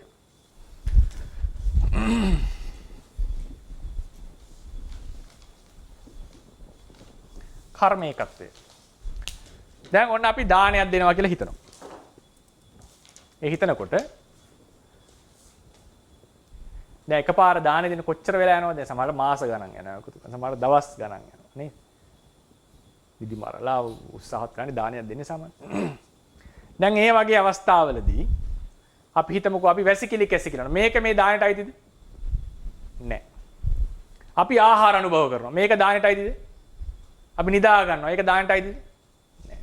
එතකොට අපි දානයක් දෙන්න තීරණය කරා නම් දානයක් දෙන්න තීරණය කරා. දැන් පටන් ගත්ත කියලා හිතන්න බඩු එකතු කරපුවා ඉඳලා. පටන් ගත්තා. ඒ අතරතුරේදී නොයෙකුත් සිත්විලි පහළ වෙනවා. නිදා ගන්න අවස්ථා තියෙනවා. අපි අනුභව කරන අවස්ථා තියෙනවා. විනෝද ගමනක් යන අවස්ථා තියෙනවා. හැබැයි අතරතුරේදී දාණයට ආදාළ වැඩක් කරනවා. අපි තුන් රතු පාටින් කරේ දාණයට ආදාළ වැඩ කියලා. දානමය කුසලයට ගැනෙන්නේ මොනවද? මේ ටික විතරයි. දැන් මේ ටික එකිනෙකට සම්බන්ධයි. පූර්ව මුංචන අපර වශයෙන් සම්බන්ධයි. ඔන්න දානේ කරන් යනකොට අපි හිතමුකෝ මේ අවස්ථාවේදී ඔන්න සැකයක් එනවා. මේකෙන් පින් වෙනවද දන්නේ නැද්ද දන්නේ අපරාධයක් දන්නේ නැහැ කියන විචිකිච්ඡාව උපදිනවා. අකුසල. හිතන්නකො මෙතන විචිකිච්ඡාවක් උපදිනවා කියන්නේ. මොකද කියන්නේ? දානේ දුර්වල වෙන බව ඇත්ත. දානේ දීලා ඉවර කරා කියන්නකො. මේ විචිකිච්ඡාව දානයට අයිතිද? දානයට සම්බන්ධ එකක්. දානයට අයිතිද? දානයට අයිති නැහැ. කුසල කර්මයේ තියෙන කුසල ඒකත්වයක්. අකුසල කර්මයේ තියෙන අකුසල ඒකත්වයක්. මේක අයිති වුණොත් මොකද හිතන්නේ? කුසලයක් තියෙනවා අකුසලයක් තියෙනවා. දැන් මේක කරාම අපි සුගතියට යන්න ඕනේ දුගතියට යන්න ඕනේ. මිශ්‍රණයක් නේද?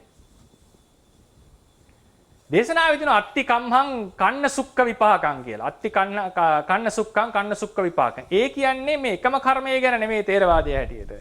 මිනිස්සේ කුසලත් කරනවා අකුසලත් කරනවා මාරුවෙන් මාරුවට. ඒක වෙනයි.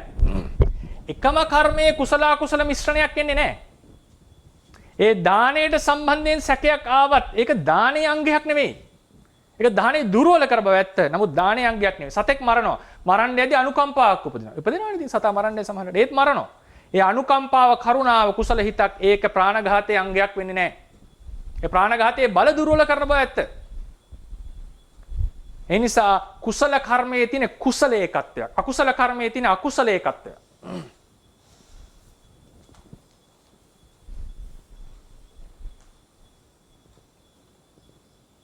දැන් කාට හරි මේකෙදි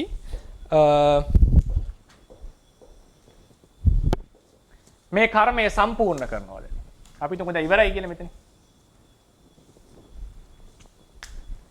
මේ කර්මයම තව දානයක් දෙන්න යනවා. මේ තමයි නිෂ්ඨාපක චේතනාව කියලා කියන්නේ. මේ තමයි අවසන් මේ දානේ දීප අවස්ථාව. නිෂ්ඨාපක. ඒ කියන්නේ නිෂ්ඨාපක කියන්නේ කෘත්‍ය කරපු චේතනාව.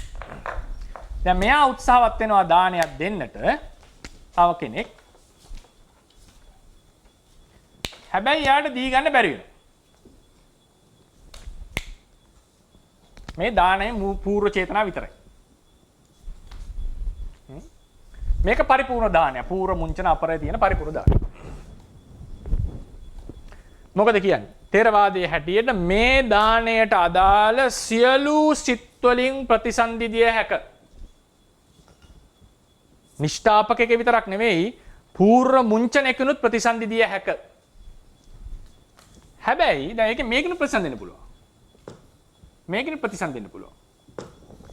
හැබැයි මේකෙදී කර්මය සම්පූර්ණ වුණේ නැති නිසා පූර්ව අවස්ථාව කියලා මේවට ප්‍රතිසන්දි දෙන්න බෑ.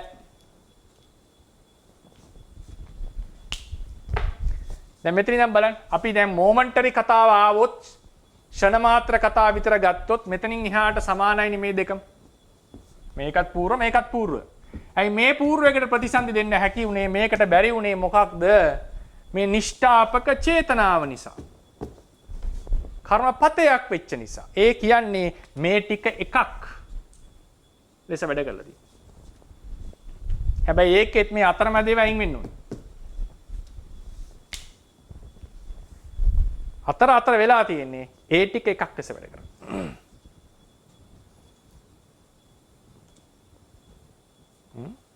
කර්ම ශක්තිය රැස් වෙනවා.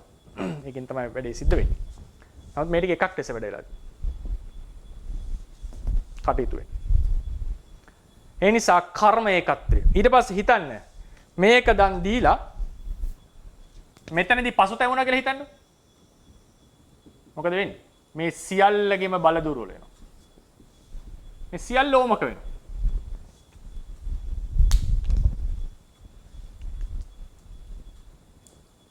සියල්ලෙන් ඇති වෙච්ච ශක්තිය ඕමක වෙනවා.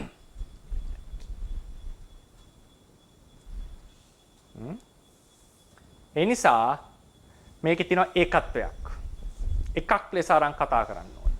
ඒ නිසා තමයි කිව්වේ බැරි වෙලා හරි මේ කර්මය පටන් ගන්න හෝ මැදදී හරි පසුබැසීමක් ඇති වුණොත් මුළු දානෙමයි අසංකාරික වෙන්නේ. සසංකාරික වෙන්නේ. මුළු දාන සිත් සියල්ල සසංකාරික. මේක ඒකත්වයකින් ගන්න ඕනේ. එකක් කර්ම ඒකත්වය. ඒක අපි දා කිව්වේ සසංකාරික කර්මයක් අය අසංකාරික කරන්න බෑ. මේක එක දෙයක්.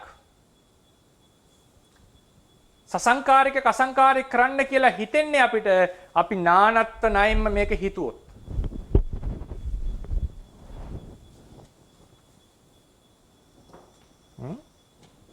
හරි ඊළඟට අවසාන එක කලාපේකත්වය.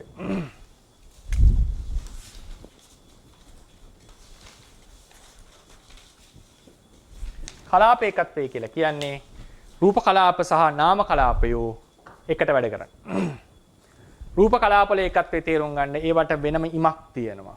අනිත් රූප කලාපයෙන් වෙන් වෙච්ච ඒකත්වය. නාම කලාප වල තියෙන නාම ධර්මයෝ තම තමන්ට ආවේනික කෘත්‍ය කරමින් පොදු කෘත්‍යයක් කරනවා. ආරම්මන ග්‍රහණ කෘත්‍ය, කායික වාචික මානසික ක්‍රියා කිරීමේ කෘත්‍ය කියන පොදු කෘත්‍ය සිද්ධ කරනවා. ඒ වගේම මේ නාම කලාපවල සහ රූප කලාපවල පවතින ධර්මයන්ට ඒ කලාපවල එකම ඉපැත්මක්, එකම නිරෝධයක් පවතින. ඒ නිසා මේවල ඒකත්වයක් තියෙනවා. ඒ නිසා මෙන්න මේ ඒකත්ව අපි ධර්ම ඉගෙන ගන්නකොට අපිට තා වැදගත්. ඒකත්වය අපි තේරුම් ගන්නකොට මේකට ඒ කියන්නේ මේක කෙලින්ම approaches දෙකක්, බලන කෝණ දෙකක්. ඒ නිසා අවසාන වාක්‍ය අපි ලියලා තියෙන්නේ. ථේරවාද සම්ප්‍රදාය ඉගෙනීමේදී පරමාර්ථ ධර්ම පිළිබඳව නානත්ව කෝණයෙන් මෙන්ම ඒකත්ව කෝණයෙන්ද බැලීමට පුරුදු විය යුතුය. තාම වැදගත්. ඒක අපිට මේ භව කතාවෙහිම විපස්සනාවේදී ඊටාම වැදගත් වෙනවා.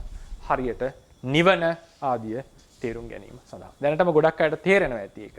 නමුත් ඒක අපි ක්ලියර් කරගන්නට ඕනේ, පැහැදිලි කරගන්නට ඕනේ. මේක ඒකත්වයක් ලෙස අරගන්න තැන්. ඒ නිසා අපි අද අවසන් කරනවා පරමාර්ථ පාඩම. අපි ගොඩාක් පාඩම් 30ක් සාකච්ඡා කරන්නට යෙදුණා. මම හිතනවා යම් අවබෝධයක් පැහැදිලි වීමක් වන්නට සිද්ධ වෙන්නට ඇති. මේ පරමාර්ථ කතාවෙන් අපි මුළු පාඩම් මාලාවටම යම් හැඳින්වීමක් තමයි මේ ඉවර කරේ. ඇත්තටම කියනවා නම් ඊළඟට ඒ කතා කරපු පරමාර්ථ ධර්ම ආදිය වෙන වෙනම අපි අරගෙන මාතෘකා වශයෙන් කතා කරන්න යනවා. දැන් ශ්‍රාවකයට හිටපු ස්වාමීන් වහන්සේලා සහ ගිහි පින්වතුන්ට පැහැදිලි ඇති අපි කොතනද කතා කරන්නේ කියලා. දැන් පරමාර්ථ ධර්ම මාතෘකාව අරගෙන මම අර chart එක ගහන්න යන්නේ. ඒක අපි එදාට පටන් ගමු. පරමාර්ථ ධර්ම කියන එකේ රූප අරන් කතා කරනකොට තව පරමත්ත ජාතික, අනුප්පන්න ධර්ම, ඊට පස්සේ උපාදිනෝ ධර්ම, අසංකත පරමාර්ථ, ඒ වගේම ඊට වෙනස් අතරමැද තිබිච්ච ධර්ම ටික නේද? ප්‍රඥප්ති ධර්ම, ධර්මතා, ඒ වගේම නානත්ව ණයෙන්, ඒකත්ව ණයෙන් මේ හැම දෙයක්ම අපේ යම් හෝ ප්‍රමාණයකට අපිට දැන් අර හෙලිකොප්ටරයකින් බලනවා වගේ උඩ ඉඳන් බලනවා වගේ යම් අදහසක් තියෙනවා. ඊට පස්සේ දැන් අපි ඒක ඇතුළට zoom කරනවා. ඒක ඇතුළට යනවා දැන්. ගිහිල්ලා සඳුදා ඉඳලා අපි රූපය කියන එක අරගෙන රූපය ගැන විස්තරය පටන් ගමු. ඊළඟට අපි චිත්තය කියන එක, චෛතසිකය කියන එක කතා කරමු. ඊට පස්සේ අපි ඒ චිත්තය සම්බන්ධයෙන් ආරම්මණය කියන මාතෘකාවට අපි එනවා. ඒ නාම ධර්ම වල තියෙන විශේෂ ලක්ෂණ ටිකක් අපි කතා කරනවා. විශේෂයෙන් අපි වචනයක් කරන subjective experience. මොකද්ද මේ අපිට දැනෙන අත්දැකීම කියන එක අපි විස්තර වශයෙන් කතා කරනවා. ආත්ම සංඥාවට හේතු වෙන දේ. ඒකෙන් අපි නාම රූප කියන කතාව ඉවර වෙනවා. ඊළඟට අපි යනවා ප්‍රත්‍යායත්ත බාට හේතුඵල සම්බන්ධයට. හේතුඵල සම්බන්ධයේ තියෙන මූලික න්‍යායන් මොනවද? පටිච්චසමුප්පාද ආදී. ගැන අපි දීර්ඝව කතා කරනවා. ඊට පස්සේ කර්මය පිළිබඳව විශේෂ දීර්ඝ කතාවකට අපි යනවා. මොකද කර්මය කියන එක ඉතාම ප්‍රධාන දෙයක් අපේ ථේරවාද ශාසනය. ඊළඟට ඒ හේතුඵල සම්බන්ධය තෘෂ්ණාව එයා ඒ තෘෂ්ණාව විසින් කරන රෝල් එක මොකද්ද? ඒ කරන ඒ දායකත්වය, අවිද්‍යාව විසින් කරන දායකත්වය, දෘෂ්ටිය විසින් කරන දායකත්වය. ඊට පස්සේ කර්මය අපි කතා කරනවා දීර්ඝව. අවිද්‍යාව, තෘෂ්ණාව, දෘෂ්ටිය කොහොමද ඒවා කර්මයට දායකත්වය දෙන්නේ? මේ දෘෂ්ටි ආදී ධර්ම තියෙනකොට කර්මයේ උච්චාවචනය කෙහෙමද සිද්ධ වෙන්නේ?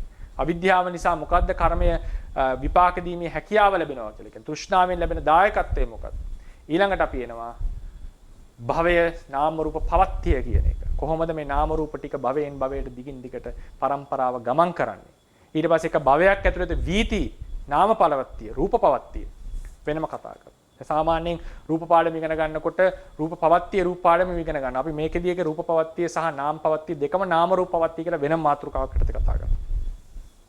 ඊළඟට අපිට එනවා ප්‍රහාණය කියලා කියන්නේ ගුණධර්ම දියුණු කරනකොට ප්‍රතිවිරුද්ධ ධර්ම යටපත් වීම. ඒ භාවනාව කෙටියෙන් මොකද්ද මේ දියුණු වෙනවා කියලා කියන්නේ? ඊළඟට අපි එනවා නිර්වාණය කියන මාතෘකාවට. ඒක කතා කරාට පස්සේ තමයි විදර්ශනාව කියන මාතෘකාව පටන් ගන්නෙ.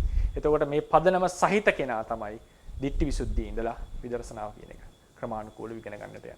එතකොට ගොඩාක් පැහැදිලි වෙලා හොඳ ථේරවාද සම්ප්‍රදායේ දැනුමක් මත ඉඳගෙන තමයි එදාට විදර්ශනාව තේරුම් අරගෙන වඩන්නට පටන් ගන්න. ඒ නිසා අපි මේ අහවර කරේ ඒකත් මතක් කරන්නට ඕනේ. අහවර කරේ මේ පාඩම් මාලාවේ තියෙන අමාරුම පාඩම. අමාරුම පාඩම තමයි පරමාර්ථ කතාව. ඉතින් මේ මම අර දල වශයෙන් තමයි අර මාතෘකා ලිස්ට් එක කිව්වේ. සමහර ඔගේ තව ඇතුළු වෙන තැන් තියෙනවා. මට ඔක්කොම එකපාර කියන් යන්න එකපාර උල්ට ආවේ නැහැ. ඉතින් ඒකේ අමාරුම එක තමයි පරමත්ත කියන මාතෘකාව. මොකද මූලික දැනුම කිසිවක් නැති වුණත් අපි කෙලින්ම නිකන් සාගරයට පැනනා වගේ වැඩක් කරේ. ඒක කරන්නට හේතුව වෙන කිසිවක් නෙවෙයි. මේ ටික කතා නොකර අපි ඉදිරියට යනකොට අපිට කවදා හරි දරක මේක කතා කරන්න වෙනවා. මේක කතා කරන්න වෙනවා. මොකද හේතුව පරමාර්ථ ධර්ම වලින් විතරක් පටන් අරන් ගියාම ඒ යන වේගෙදී යන කාලෙදී දැන් මේ ඔක්කොම කවර් කරන්න බෑනේ අපිට හැමෝටම. අපි තියෙන දැනුමෙන් සියල්ල විස්තර කරන්න හදන. ඒක තමයි මනුස්ස හිතක හැටි. තියෙන පරමාර්ථ දැනුමෙන් චිත්තචෛසික රූප වලින් සියල්ල විස්තර කරන්න. ඕනනම් අනුසය කියන කතාව විතරක් ගනි. ඕනනම් කර්මය කියන එක ගනි. ඒත් කර්ම සමංගීතාවයට ගන්නෙ නෑ ගොඩක් වෙලා. කොහොමද බලපාන්නේ? අනුප්පන්න ධර්ම ගැන අපි කතා කරන්නේ නැතිව. එහෙම වුණාම නිවන කියන එක සැපයක් වෙන්නේ කෙසේද? නිවන අනුපාද නිරෝධය වන්නේ කෙසේද? මේකටවත් අපිට උත්තර ගන්න බැරි වෙනවා. ඒ නිසා ඒ පරමාර්ථ ධර්ම කියන මාතෘකාවෙන් අපි පටන් ගත්තේ නැත්තේ පරමාර්ථ ධර්ම විතරක් උගන්වලා ඉදිරියට යන්නේ නැත්තේ අපිත් ඒ ප්‍රශ්නෙට මුහුණ දුන්නා. අපිත් ඒ පරමාර්ථ ධර්ම කියන මාතෘකාව ඉගෙන ගත්තා. ඉගෙනගෙන ඉදිරියට අපිට හම්බුණා හැබැයි වෙන තොරතුරු ටිකක් අපේ ශාසනයේ තියෙනවා. ඒක අපේ ආචාර්යවරු කතා කළා. දැන් රේරුකාණේ ස්වාමීන් වහන්සේ ඒවා ඒ අදාළ පොත්වල කතා කරලා තියෙනවා. නමුත් වැඩේ තියෙන්නේ ඒක අපි මුලින්ම අභිධර්ම ඉගෙන ගන්නකොට කතා කරන්නේ නැහැ. ඉතින් අපේ මනසේ හැටි අපි තියෙන දැනුමෙන් මේ සියල්ල විස්තර කරන්න උත්සාහවත් වෙනවා. ඒක මිනිස්සෙක්ගේ හැටියක්. හිතන මිනිස්සෙක්ගේ හැටියක්. ඊට පස්සේ අපි নানা අර්ථකථන වලට එනවා. නමුත් අටුවා ටීකාවල එහෙම නෙවෙයි මේ සියල්ල දැනගෙන තමයි උන්වහන්සේලා මේක පටන් ගන්න ලියන්නේ. ඒකට යම් තැනක එකක් ලිව්වට අර තැන ගැන දැනගෙනයි මේ කතා කරන්නේ. ඒ නිසා තමයි මේ සියලු මාතෘකා ටික එක තැන කතා කරේ. ඒකෙන් බලාපොරොත්තු උනේ සියල්ල තේරෙයි කියන එක නෙමෙයි මාතෘකාවට. යම් හෝ අදහසක් තියෙනවා. ඒතර වෙන්නේ මොකද්ද? අපි හදිස්සි වෙන්නේ නැහැ. පරමාර්ථ ධර්ම වලින් විතරක් මේ කතාව විස්තර කරන්නට. පරමාර්ථ ධර්ම වලින් විතරක් මේක විස්තර කරන්නට ගියොත් අපි ථේරවාදයට පටහැනි අර්ථකථන අභිධර්මයේ පිහිටලා අභිධර්මයේ පිළි අරගනිමු. එතන තමයි තවත් භයානකම කියලා කියන්නේ. අභිධර්මයේ ප්‍රතික්ෂේප කළ ථේරවාදී විස්තර කරන්නත් ඒක ථේරවාදියෙක් නෙවෙයි. මොකද ඒක ථේරවාද සංකල්පයට විරුද්ධයි. අභිධර්මයේ පිළි අරගනිමින් අභිධර්මයේ දැනගනිමින් අභිධර්මයේ ඉගෙන ගනිමිනුත් ථේරවාදයට පටහැනි විවරණ අපි අතින් සිද්ධ වෙන්නට පුළුවන්. නොදැනුවත්ව සිද්ධ වෙන්නට පුළුවන්. හේතුව මොකද? මේ මුළු කතාවෙන් තමයි ථේරවාදයේ විස්තර වෙන්නේ. එතකොට ඒ ඩේන්ජර් එක, ඒ බය තමයි මේකෙන් ඉවත් කරන්නේ. බයක් කියලා කියන 아무තු බය වෙන්න දෙයක් නෙවෙයි. දැන් යමෙකුට නොතේරුණත් සම්පූර්ණයෙන් දන්නවා මේකේ ධර්ම පරයායවල කීපයක් තියෙනවා මේකක් විස්තර කරගන්න. එතකොට අපි හදිස්සි වෙන්නේ නැහැ. අපේ තියෙන දැනුමෙන් සියලු කතාව විස්තර කරගන්නට. ඒ නිසා අපි වැදගත්ම මාතෘකාවක් තමයි අවසන් කරේ. පාඩම් 30ක් ගත වුණා. මේක මම බුරුමේ උගන්වනකොට පාඩම් 4න් මේ ටික අපි කවර් කරා. ඒක මේ මෙච්චර දීර්ඝව ගියේ නැහැ. සමහර මාතෘකා කතා කරුණෙම නැහැ. නමුත් අපි මේකේ පාඩම් 30ක් අරගෙන බොහොම කල් වේලා අරගෙන කතා කරේ. මේක පදනම වෙන නිසා මම හිතනවා ඉතින් බලාපොරොත්තු වෙනවා යම් අවබෝධයක් ලැබෙන්නට ඇති කියලා. අපි සඳුදා රූපකාණ්ඩය පටන් ගන්නවා. ඒ නිසා අපි අවස්ථාව ලබා දෙනවා ප්‍රශ්න විමසන්න.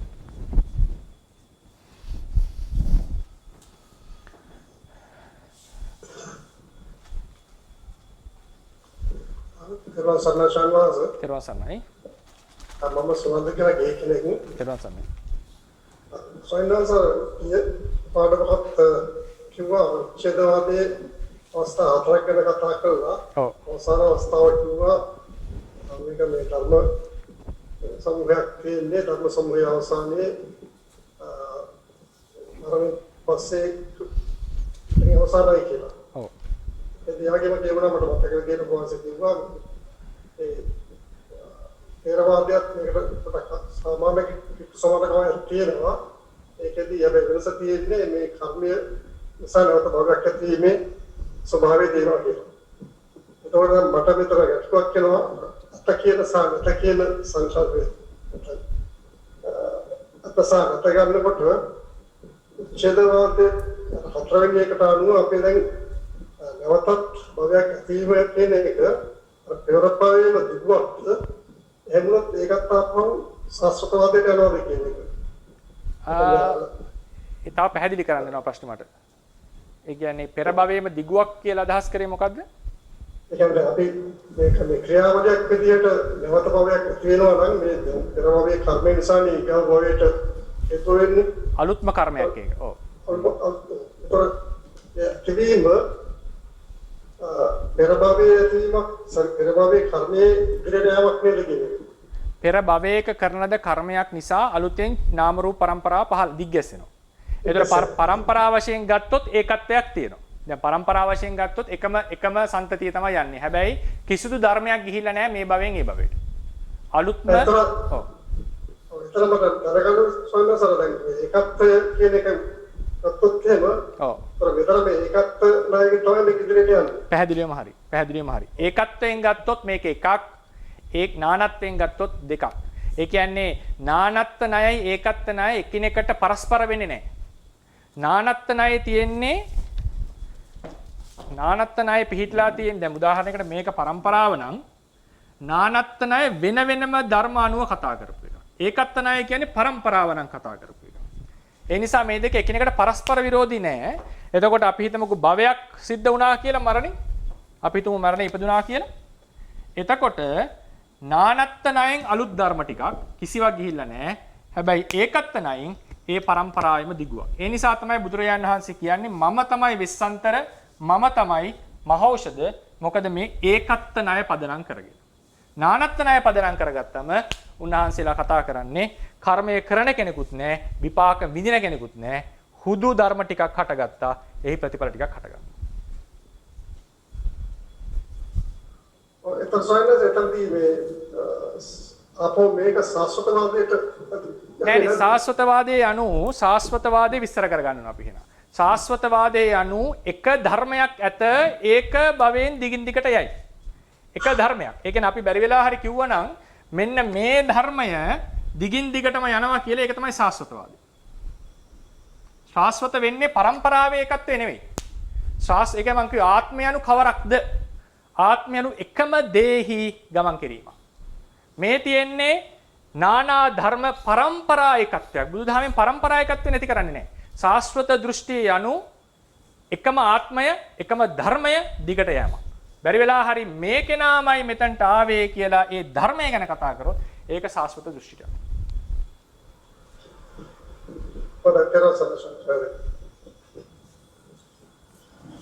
ස්වාමීන් වහන්සේ තෙරුවන් සරණයි. තෙරුවන් සරණයි. ස්වාමීන් වහන්සේ මට අද තමයි මේ නානත්ව ණය ඒකත්ව ණය කියන එක මේ විස්තරාත්මකව අසන්න ලැබුණේ. ඒකේ දැන් උදාහරණයක් විදිහට ඔබ වහන්සේ තුන්වෙනි එකේ ලියලා තියෙන රූප නානත්වය ඒකේ දැන් එක පටවි වෙනම ගත්තොත් සවනහන්සේ ඒවා එකිනෙකට වෙනස් නේද? එකද ඒක? ඉතින් නානත්වය කියලා කිව්වේ නානත්ව ණය යටතේ නේද? එහෙමයි සර්. ඉතින් වෙනම කලාප දෙක තියෙන පටවි දෙකක් නේ. ඔය පටවි දෙක වෙනස් නේ සනල්. දැන් අඹ ගෙඩියක් දෙන්න ගත්තොත් අඹ දැන් අපි ගැටයක් තියෙන කාලේ දෙන කාලේ කර එතන තද ගතිය වෙනසක් තියෙනවනේ. ඔව් දැන් මෙහෙම වුණොත් එහෙම තරුණ කාලේ මෙලෙක් කාලෙම කලාප ගොඩක් තියෙනවනේ. ඒකේ තියෙන පටවි එකිනෙකට බොහෝ දුරට සමානයි නේද? සමානයි. හරිනේ. ඒ වගේ සමානත්වයක් තිබුණත් ඒ වගේ කාලයකදී වුණත් නානා කලාපවල පහළ පටවි බොහෝ සෙයින් සමාන වුණත් නානා ඉපැත්ම වල තියෙන නිසා නානා ධර්ම. මම මෙතන සමානයි කියලා ගත්තේ තද ගතියෙන් සියල්ල සමානයි. ඒකේ ගැඹුරට ගියොත් එම් යම් වෙනස්කම් තියෙනවා. ඒ අර්ථයෙන් මම කිව්වා. ස්වභාවයෙන් එකයි කියන්නේ. ස්වභාවාර්ථයෙන් එකයි කියලා ගත්තේ. නැත්තම් ඒ පටවි වල යම් වෙනස්කම් තියෙනවා හැමතිස්සෙම. ඔව් හොඳයි ස්වාමී. තෙරුවන් සරණයි. මචංක කියලා ගිහි කෙනෙක් කතා කරන්නේ. මට ගැටලුව තියෙන්නේ ස්වාමීන් වහන්සේ භවයේ ඒකත්වය පිළිබඳව මට දැනගන්න ඕනේ. දැන් ස්වාමීන් වහන්සේ කිව්වා ඒ කියන්නේ භවය පවත්වාගෙන යන අර ෆියුල් එක වගේ කියලා කිව්වේ මේ ප්‍රතිසන්දිදායක කර්මය කියලා. එතකොට මට දැනගන්න ඕනේ මේ ප්‍රතිසන්දිදායක කර්මයයි කර්ම සමංගීතාවය කියන්නේ දෙකම එකයිද කියලා එතන. ඒකයි කිව්වේ දැන් කර්ම සමංගීතාවය කියන දෙක එකම විදිහට තමයි ධර්මය ආමන්ත්‍රණය කරලා තියෙන්නේ. අපි දැන් කතා කරා. කර්ම සමංගීතාවය පරමත්ත ජාතික ගණයෙන් දැම්මට මේ හෑන්ඩ් අවුට් එකේ බලන්න අපි කියනවා මේ පරමත්ත ජාතික අනුප්පන්න ධර්ම ආදිය වෙනම ලෙස අපි හැඳින්නුවාට ධර්මයේ තියෙන්නේ පරමාර්ථ ධර්ම නමින්. ඒ කියන්නේ කර්ම සමංගීතාවය තමයි ඇත්තටම ඇවිල්ලා තියෙන විපාක දෙන්න. නමුත් ඒක කර්මයේ නමින් තමයි හඳුන්වන්නේ අපි. හරිනේ කර්ම සමංගීතාවය කියලා කියන්නේ නැහැ. ඒක නමුත් ටෙක්නිකලි ගියොත් කර්ම සමංගීතාවය තමයි වැඩ කළදී. එහෙමයි සර්. නමුත් අපි ආයක විස්තර කරන්නේ කර්මය කියන වචනේ. ඒ නිසා කිව්වේ අනුසය අවස්ථාවේ පවතින ලෝභයම තමයි හට ගන්නවා කියලා කිව්වේ. ඒක අපි වෙන් කරලා කතා කරන්නේ නැහැ තේරවාදයේ. හැබැයි ඉගෙන ගන්නකොට අපිට පැහැදිලිවම වෙනස්කම පෙන්눔 කරන්න වෙනවා. පැහැදිලි වුණා ස්වාමීන් වහන්සේ. තෙරුවන් සරණයි. තෙරුවන් සරණයි අවසර මේ ලක්ෂ්මන් කියලා ගියෙක් කෙනෙක් කතා කරන්නේ. තෙරුවන් සරණයි. සයින්ස් දැන් කවුරුරි කුසල කර්මයක් කරලා ප්‍රාපාගත වුණාම දැන් අපි කියමු තිරිසන්නාත්මික නැවත තිරිසන්නාත්මික උපදින බවක් තියෙනවනේ. හරි. ඒකවල ප්‍රතිසන්දිදායක මේ කර්මයක් කරපුවාම එකකින් එක ප්‍රතිසන්දියක් නේද ලබා දෙන්නේ. ඒක නැවත ප්‍රතිසන්දි ලබා දෙනවද? ඕක ප්‍රශ්නේ සාකේත මම එකපාර කතා කරා ඕක. සාකේත නුවර ඔය ප්‍රශ්නේ විසඳෙන්නේ. ඒක ගම්ම වෙනවා බුද්ධ පරිනිර්වාණයත් මහින්දාගමනයත් අතර සිද්ධ වෙච්ච සංවාදයක් කියන එක. එතනදී තීරණය කරන දෙයක් තමයි සාකේත නුවර උපාසකවරුන්ට ප්‍රශ්නයක් ඇවිල්ලා භික්ෂුන් වහන්සේලාගෙන් ඇහුවම මේ මහතෙරවරු කියනෝක ධම්මසංගිනී අටුවාවේ තියෙන්නේ. සාකේත පඤ්ඤය කියලා බලන්න. ඒකෙදී කියන එකක් තමයි අහනවා එක කර්මයකින් නානා ප්‍රතිසන්දි දෙන්න පුළුවන්ද? නානා කර්ම වලින් එක ප්‍රතිසන්දියක් දෙන්න පුළුවන්. මෙතන නානා කර්ම කියලා අදහස් කරන්නේ දැන් සත්තුන් මැරීම කර්මය කියලා ගන්නකො. ඒ එක කර්මය ගැන නෙවෙයි මේ කියන්නේ. මොකද අපුත්තක සිටුවරයා ගැන බුදුරජාණන් වහන්සේම දේශනා කරනවා. අපුත්තක සිටුවරයා කතාවේදී බුදුරජාණන් වහන්සේම දේශනා කරනවා. එක කර්මයක් එක පචේ බුදුවරයට දානයක් දීලා සත්වතාවක් දිව්‍ය ලෝකෙහි සත්වතාවක් මනුස්ස ලෝකෙ උප්පත්තිය ලැබුවා. 14 පාරක් ඉපදුනා කියලා බුදු දේශනාවෙම තියෙනවා. මේ කොසල් රජුරන්ට බුදුරජාණන් වහන්සේම කියනවා. එතකොට ඒ නිසා එක කර්මයක් කරලා එක කර්මය කියලා කියන්නේ මේ එක ක්‍රියාවක් කරලා බොහෝ වාර ඉපදිච්ච අවස්ථා දේශනාවේ තියෙනවා. ඉතින් තේරවාදීන් විස්තර කරන්නේ කර්මය කරනකොට පහළවන්නේ නානා සිත් කුසල සිත් කුසල කර්මයන් නම් කුසල ඒකත්වයක් අකුසල කර්මයන් නම් අකුසල ඒකත්වයක්. ඒ කුසල සිත් සහ අකුසල සිත් තියෙනවා නම් අපි තුමා ප්‍රාණඝාත කරා කියලා. ඒ හැම කුසල අකුසල සිතකින්ම ප්‍රතිසන්දිය ගානේ දෙන්න පුළුවන්. ඒක පරිපූර්ණ කර්මයක් නම්. හරිනේ? එතකොට එතන උන්වහන්සේලා කර්මය කියලා හඳුන්වන්නේ මේ කර්ම චේතනාව. එක චේතනාවක්. එක චේතනාවක එක ප්‍රතිසන්දිය. එක චේතනාවකින් ප්‍රතිසන්දි දෙකකුත් නෙවෙයි, චේතනා දෙකකින් ඇති එක ප්‍රතිසන්දියකුත් නෙවෙයි. හැබැයි සමහර අවස්ථාවල එක චේතනාවකින් ප්‍රතිසන්දි දෙනකොට තව චේතනාවක් ඒක උදව් කරනවා. තව චේතනාවක් යාව දුර්වල කරනවා. එහෙම අවස්ථා වෙනවා. ඒක ඉන්නේ අංගුත්තර නිකායේ දසක නිපාතේ. කුසල අකුසල කර්ම දෙකම කරපු අය. සුගති දුගති වල උප්පත්තිය ලබනකොට ඒ වල බලපෑම නිසා උපදින තැන් දේශනාවේ සඳහන් වෙනවා. ඒ නිසා තේරවාද න්‍යාය තමයි එක කර්මපතයක් වුණාට පස්සේ ඒ පතේ තියෙන සියලු සිත්වල ගත්තම එක කර්ම සිතකින් එක ප්‍රතිසන්දිය ගන්න දෙන්න පුළුවන්. ඒකට බොහෝ ප්‍රතිසන්දි දෙන්න. අර අහලා දිනේ එක අංගනක් එළු දෙනකගේ හිස සිඳා ඇය අංග ලෝම ගණනේ හිස් කැපුම් ලදා කියලා. නේද? ඇය අංග ලෝම ගණනේ හිස් කැපුම් ලදා කියලා. එතකොට බොහෝ වෙලාවට ඒක උපඝාතක කර්ම විතරක් වෙන්නත් පුළුවන්. ගොඩක් වෙලාවට උපඝාතක කර්මය ඇවිල්ලා ප්‍රතිසන්දියක් දුන්නා වෙන්නත් පුළුවන්. ඊට පස්සේ සමහර ලාවට එක මලක් පූජා කරලා ඔය අපදාන පාළි වල එහෙම තියෙනවනේ. මෙච්චර වාරයක් ඉපදුනා මේ එක එක දිව්‍ය ලෝකවල කියලා. ඒ නිසා ඒක කර්මයක් කරනකොට බොහෝ සිත් තියෙන නිසා ඒ සිත් හැම එකකින්ම ප්‍රතිසන්දි ලබා දෙන්න හැකියාවක් තියෙනවා. ප්‍රවෘත්ති විපාක ලබා දීමේ සීමාවක් නැහැ. එක සිතකින් ඕනතරම් ප්‍රවෘත්ති විපාක ලබා දෙන්න පුළුවන්.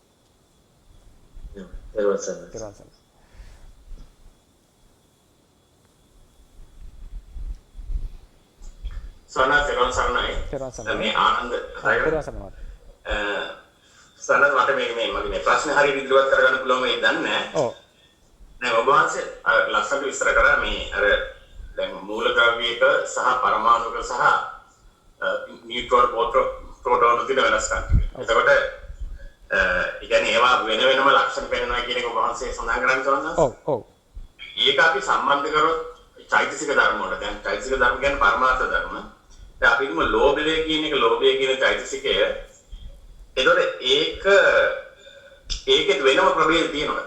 මොකද ඒ දැන් අර කියන දැන් මූලද්‍රව්‍යයයි පරමාණුයි ඉලෙක්ට්‍රෝන විදිහට ගත්තොත් බෙදාගත්තොත් ඒ චෛතසික අදාළ වෙන්නේ ওই තුනෙන් ඒ කියන්නේ ඒතර ඉලෙක්ට්‍රෝන පැත්තට යන්නේ.